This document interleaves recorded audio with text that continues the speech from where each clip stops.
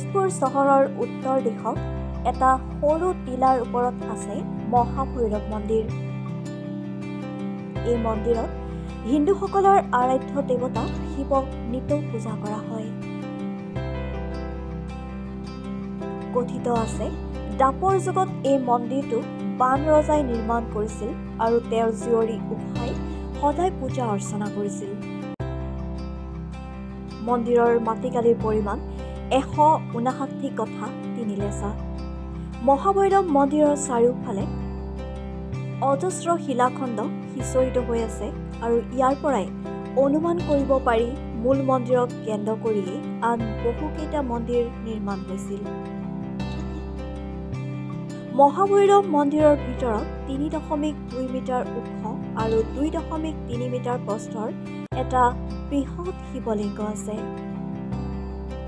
যিটো শিৱলিংগ এছিয়া মহাদেশৰ বৃহৎ শিৱলিংগসমূহৰ ভিতৰত অন্যতম। আদিতে মহাভৈৰৱ মন্দিৰ শিলেৰে নিৰ্মাণ কৰা হৈছিল।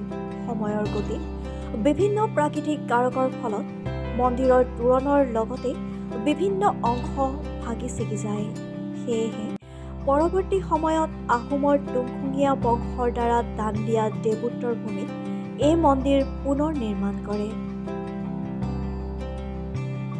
মন্দিৰৰ পৰিচালনাৰ বাবে আহোমসকলে পূজাৰীও নিয়োগ কৰিছিল। বৰ্তমান অসম চৰকাৰৰ দ্বাৰা গঠিত এখন কমিটিয়ে এই মন্দিৰ পৰিচালনা কৰে। মহাভৈৰৱ মন্দিৰ সুন্দৰ প্ৰাকৃতিক পৰিৱেশৰ মাজত অৱস্থিত। সেয়েহে প্ৰাকৃতিক পৰিৱেশ উপভোগ কৰাৰ লগতে মহাদেৱক আৰাধনা কৰিবলৈ বুলি দৈনিক হাজাৰ হাজাৰ দেশী বিদেশী ভক্ত এই মন্দিৰলৈ আগমন হয়। অৱশ্যে শাওণ মাহৰ প্ৰতিটো সোমবাৰে লাখৰো অধিক ভক্তৰ সমাগম হয়। মহাভৈৰৱ মন্দিৰত প্ৰতি বছৰে শিৱৰাত্ৰি ধুমধামেৰে পালন কৰি আহিছে। নিউজ ডেস্ক ৰিপৰ্ট, লেংটন বাতৰি।